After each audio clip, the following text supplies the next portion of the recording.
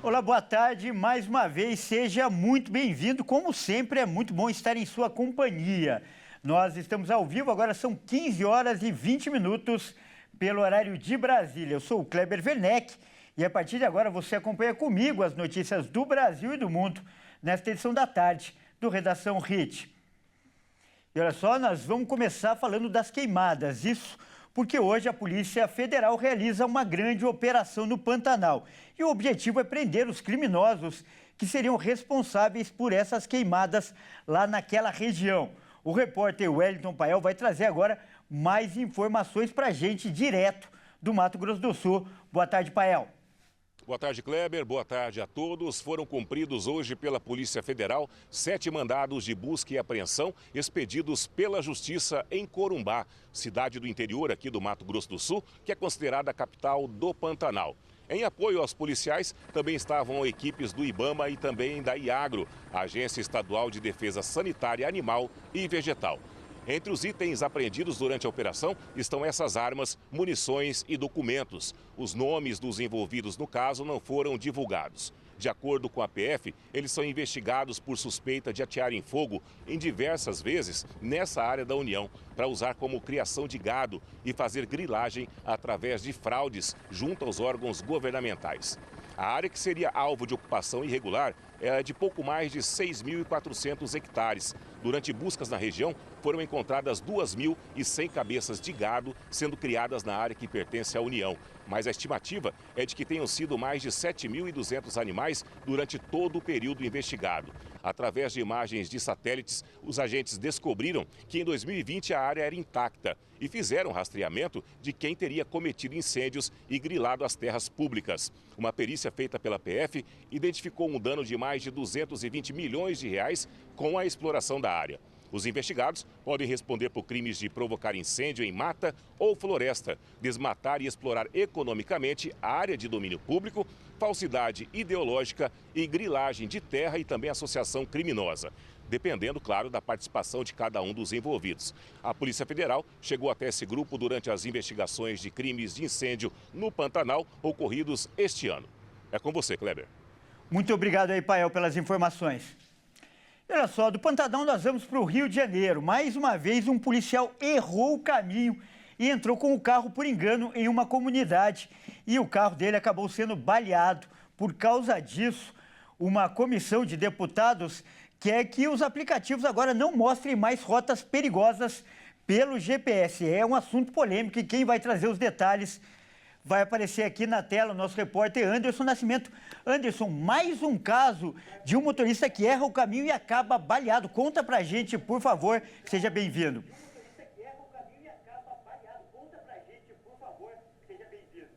Boa tarde, Kleber. Boa tarde para você que acompanha a Redação HIT. Exatamente, Kleber, como você falou.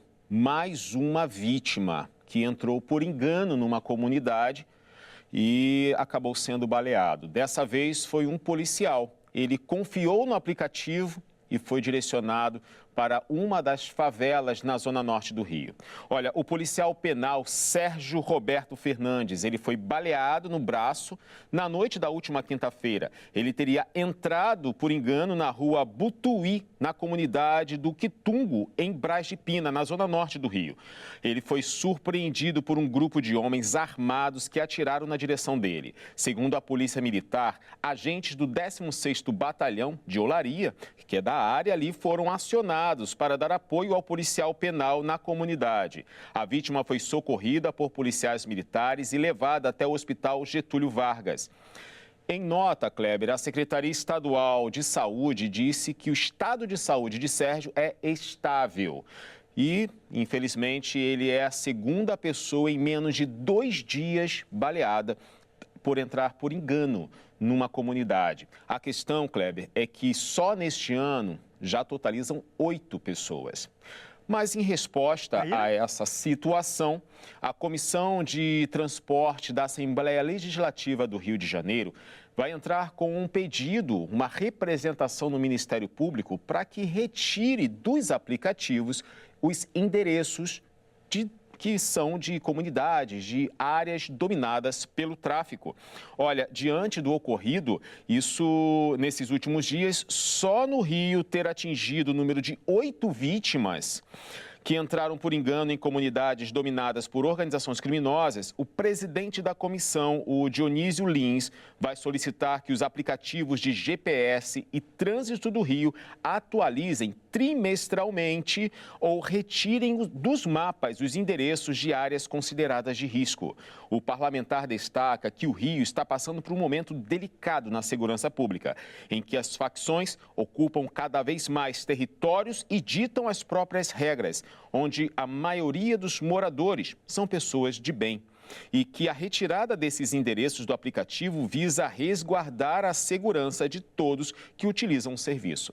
Agora, o presidente da comissão, ele pontuou que apenas retirar, ou apenas informar se aquela área é de risco. Eu mesmo já tive uma experiência dessa quando estava dirigindo uma das áreas aqui do Rio de Janeiro. O aplicativo me pontuou a área perigosa, a área de risco. A questão toda é que, para o presidente da comissão, esse alerta não surte muito efeito. Para ele tem que ser algo mais radical. E ele ainda pontuou uma parceria com o banco de dados do Instituto de Segurança Pública e também dos batalhões da polícia, para que os aplicativos, eles não só retirem esses endereços do mapa, do GPS ou aplicativo de trânsito, como também possa impedir ou prevenir os motoristas de entrarem por engano e não passarem o que aconteceu com o policial penal Sérgio e também ontem, como a gente falou, da adolescente Valentina, de 14 anos, que também foi baleada por um erro de percurso. É com você, Kleber. Olha, Anderson, a gente vai continuar acompanhando essa história aí de perto, porque não é só o Rio de Janeiro que tem áreas perigosas, obviamente. Toda a cidade, todo o estado tem. E se essa ideia aí do aplicativo vingar, com certeza ela vai ser adotada em todo o país. Então, a gente vai continuar acompanhando de perto o desenrolar aí dos acontecimentos. Muito obrigado pela sua participação. Ótimo fim de semana para você. E olha só, nós vamos falar de outro assunto hoje que tem ganhado destaque nos noticiários. Nós vamos falar do conflito no Oriente Médio. A tensão aumentou por lá. O exército de Israel realizou hoje o maior ataque ao Líbano desde o início da guerra lá em Gaza. 8 pessoas morreram. Prédios, casas e carros do subúrbio de Beirute foram atingidos pelas explosões. O Ministério da Saúde do Líbano afirmou que 8 pessoas morreram e 59 ficaram feridas. Em resposta às explosões de pagers que aconteceu esta semana, o Hezbollah diz ter lançado 150 foguetes que atingiram o norte de Israel em 7 ataques separados. E um dos foguetes atingiu o Centro de Inteligência de Israel. O exército de Israel divulgou que realizou novos ataques no Líbano contra uma centena de sistemas lançadores de foguetes do Hezbollah. Segundo Israel, os lançadores estavam prontos para serem usados imediatamente para disparar contra seu território. Agora é hora da gente mostrar, os vídeos que viralizaram na internet. Vamos ver, então, o que é destaque nas redes sociais nesta sexta-feira. Olha só, vamos começar, então, mostrando uma imagem impactante. Em Goiânia, uma charrete chamou atenção no trânsito e o motivo é que ela estava sem condutor, olha só com cavalo. E ela seguia lá pelas ruas da cidade. Vamos ver. O vídeo mostra um cavalo com uma carroça. O curioso é que não havia ninguém sentado, somente o animal puxando. Ele estava correndo na contramão de uma movimentada avenida em Goiânia. O motorista gravou tudo. O motoqueiro que estava por perto ainda tentou controlar o animal, mas falhou na tentativa. Ao final do vídeo, é possível ver um carro vermelho que tenta entrar na frente do cavalo. Ao final, o que se sabe é que a charrete foi parada, o cavalo foi retirado da carroça e ficou amarrado em uma árvore de uma praça. Mas podia ser pior. Veja de novo o vídeo e repare na velocidade da charrete. E olha só que impressionante, um cachorro, ele estava dormindo, em uma linha de trem e acordou com um susto quando o trem passou por cima dele. Mas o que chama atenção é a frieza desse animal, olha só. Foram vários segundos com as cenas assustadoras acontecendo. O vídeo viralizou na internet e impressionou a todos pela calma que o cachorro demonstra durante toda a situação perigosa. Ele continuou deitado e olhava atentamente para os lados como se estivesse esperando o momento certo de sair. E assim que o trem passou, ele se levantou como se nada tivesse acontecido e saiu andando tranquilamente. O mais importante é que o cachorrinho não teve nenhum ferimento. Vamos para outro vídeo. Olha só, uma câmera de segurança instalada em uma rodovia flagrou um tucano bastante exibido. O animal parou bem em frente da lente e até interagiu com ela. Dá só uma olhada. Na rodovia Anhanguera, em São Paulo, uma câmera de trânsito estava tendo interferência na imagem. Quando o vigilante moveu a câmera para ver o que seria, ele teve uma bela surpresa. Um tucano-boi apareceu na sua tela. A espécie é considerada rara no Brasil e parecia bem curiosa com a máquina se movendo à sua frente. Em um momento, ele até tenta bicar o aparelho, mas depois de alguns momentos se exibindo por ali, o tucano deu uma olhada para a câmera como se fosse se despedir e seguiu a sua viagem. Olha só, a Justiça de São Paulo decretou prisão temporária de Solirano de Araújo Souza. Para quem não conhece, ele ficou famoso por ser o maníaco da moca, após atacar vítimas na zona leste da capital paulista. Vamos ver. O maníaco da moca já atacou 7 mulheres. A Polícia Civil confirmou que todos os ataques aconteceram no mesmo dia e que as 7 mulheres registraram um boletim de ocorrência. Porém, o caso segue sendo investigado e o número de vítimas pode ser ainda maior. O carro utilizado por ele foi apreendido pela polícia. Dentro dele foi encontrada uma faca, uma chave de fenda e 2 camisetas de time. De acordo com as autoridades que investigam o caso, Solirano já foi preso anteriormente entre os anos 2000 e 2009 por roubo qualificado e sequestro relâmpago. As autoridades também afirmaram que ele é dependente de drogas e que ele estava sob efeito de entorpecentes ao cometer os crimes contra essas mulheres. Olha, e outro caso famoso, também parecido com esse, foi o do maníaco do parque, que teve grande repercussão nacional na época do crime, na época que ele foi preso. E até hoje chama muito a atenção da opinião pública. Uma notícia que foi divulgada recentemente tem sido bastante comentada. Isso porque o Francisco Pereira de Assis, que é o maníaco do parque, deve ser solto em 2028. Ou seja, falta pouco tempo e isso tem gerado polêmica. Vamos ver. O caso ganhou fama nacional em 1998, quando Francisco Pereira de Assis violentou e matou 7 mulheres e tentou cometer o mesmo crime com mais 9, no Parque do Estado, na Zona Sul de São Paulo. No mesmo ano, o criminoso foi preso e condenado a 280 anos de prisão. Porém, a previsão para a liberdade é 2028, quando ele completa 30 anos de pena. Mas durante a prisão dele, algumas declarações deixaram as autoridades preocupadas. Em uma ocasião, ele afirmou que não se arrependeu e que cometeria os crimes de novo quando estivesse em liberdade. Vamos com uma boa notícia agora. A primavera começa na manhã deste domingo e com ondas de calor e a volta das chuvas regulares. A gente estava precisando disso. E a expectativa é que o fenômeno Laninha se instale nos próximos meses e seja de fraca intensidade. Vamos ver. Depois desse fim de inverno com a maior seca da história, a primavera deve trazer um alívio com o retorno das chuvas regulares. A estação das flores começa às 9h44 da manhã deste domingo e se estende até o dia 21 de dezembro. Apesar da volta prevista das chuvas, ainda há risco de novas ondas de calor, especialmente na primeira quinzena do mês de outubro. Os meteorologistas esperam que os próximos meses sejam característicos de transição de um padrão mais seco e quente para uma condição de temperaturas mais moderada. Um calor bem abafado e com umidade alta. A previsão é que as grandes ondas de calor não aconteçam nos meses de novembro e dezembro, como aconteceu em 2023. Apesar disso, até dezembro ainda deve ter uma boa condição para temperaturas acima da média. A diferença é que não vai ser tão extremo como foi no ano passado.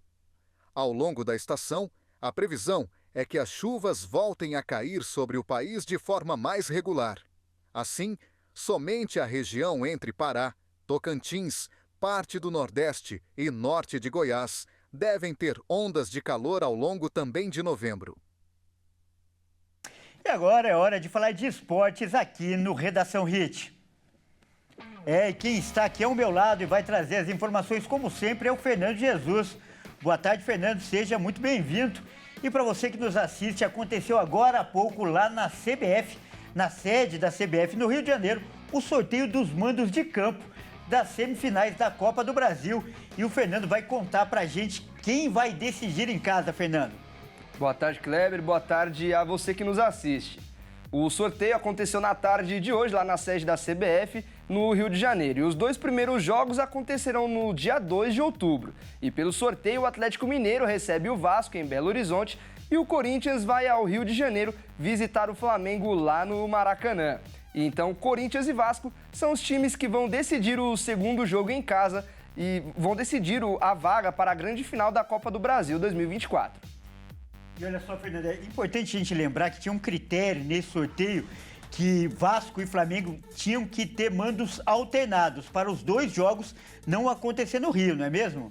Exatamente, Kleber. Justamente para as duas equipes não terem esse encontro de torcidas cariocas no Rio de Janeiro, justamente porque a gente viu alguns casos aí. O caso mais recente foi da torcida do Vasco e do Flamengo no último jogo pelo Campeonato Brasileiro. As duas torcidas se encontraram na rua e o final a gente viu que não foi muito bom. As duas torcidas trocaram muitos socos, muita confusão envolvida. Tá certo. Ontem mesmo, contra o Peñarol, também aconteceu esse problema. Então, essa decisão da CBF é sábia e é segura.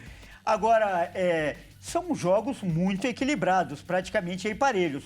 Alguns aí com leve favoritismo, talvez o Atlético e o Flamengo, por terem elencos melhores, mas são jogos equilibrados. E o fator casa, decidir em casa, pode fazer diferença, Fernando? Com certeza o fator casa é um fator muito importante para todas as equipes. Todo mundo quer decidir o jogo em casa com a sua torcida eufórica, gritando o nome do time, apoiando os 90 minutos. Então o fator casa é sempre um fator muito importante.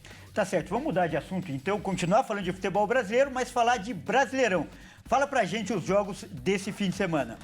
Nesse fim de semana, os times vão disputar a 27ª rodada do Brasileirão. Às 16 horas tem Corinthians e Atlético Goianiense lá na Neoquímica Arena. E o Dragão é o lanterna do Brasileirão. O Timão briga para sair da zona de rebaixamento. E no mesmo horário, o Vitória vai receber o Juventude lá no Barradão. E o time do Vitória também tenta fugir da parte de baixo da tabela. Mais tarde, às 18h30, tem clássico carioca entre Fluminense e Botafogo, que vão se enfrentar lá no Maracanã. E os dois clubes vivem cenários opostos no campeonato. Enquanto o Fluminense briga para não cair, o Botafogo está brigando lá na parte de cima da tabela para se isolar na liderança. E às 21 horas, o Fortaleza recebe o Bahia no Castelão. E no domingo tem mais jogos. Às 16 horas, o Galo recebe o Bragantino, lá na Arena MRV. E no mesmo horário, o Vasco enfrenta o Palmeiras na Arena BRB Mané Garrincha, em Brasília. Às 18h30, o Flamengo vai para a Arena do Grêmio para enfrentar o Tricolor Gaúcho. E no mesmo horário, a gente tem mais 3 jogos. O Cuiabá vai enfrentar o Cruzeiro na Arena Pantanal. O São Paulo recebe o Internacional no Morumbis. E para encerrar, o Criciúma recebe em casa o Atlético Paranaense. Olha, são grandes jogos, mas a grande decisão não vai ser nesse fim de semana no futebol masculino, vai ser no feminino. E por falar em futebol feminino, hoje a gente tem estreia aqui no nosso jornal, nossa nova comentarista de futebol feminino. Conta pra gente, Fernando. Exatamente, Kleber. No Campeonato Brasileiro Feminino teremos Majestoso para decidir. A decisão vale o título do Campeonato Brasileiro. Mas quem vai contar mais detalhes dessa grande decisão é a nossa repórter Maíra Anjos, que está cobrindo o futebol feminino. Boa tarde, Maíra. Conta mais pra gente sobre o Majestoso desse fim de semana. Boa tarde, Fernando. Boa tarde, Kleber. E boa tarde a todos que nos assistem. É isso aí. Nesse final de semana nós temos a tão esperada final do Brasileirão Feminino. No último domingo, a competição teve o primeiro jogo da sua decisão. São Paulo e Corinthians se enfrentaram no Morumbis, com mais de 28 mil torcedores do São Paulo presentes. Um número super expressivo de público que reflete o crescimento do futebol feminino no Brasil. Mas, apesar do apoio são paulino, as brabas que saíram com uma ótima vantagem de 3-1. Essa é a primeira vez que temos um Majestoso na final do Campeonato Brasileiro, mas as duas equipes já estão acostumadas a se encontrarem em grandes decisões. Nos últimos 5 anos, já decidiram 3 campeonatos paulistas. E em todas as ocasiões, o Corinthians que saiu vencedor. A soberanas terão uma difícil missão de reverter a desvantagem no segundo jogo da final, já que vão precisar vencer por 2 gols de diferença para levar a decisão para os pênaltis. O Corinthians tem a vantagem e busca manter a hegemonia no Campeonato Brasileiro, já que são as atuais tetracampeãs e terão o estádio lotado em busca de mais uma taça. Bom, é isso aí, eu fico por aqui. A gente espera por uma grande partida no domingo e por cada vez mais apoio ao futebol feminino. Até mais. Muito obrigado pelas informações, Maíra. Kleber, muito obrigado. Eu fico por aqui. É com você. Obrigado, ótimo fim de semana para você. Bom, é isso aí. Essa edição fica por aqui. Eu agradeço demais a sua companhia. Fique agora com a sua programação local. Ótima tarde e até mais.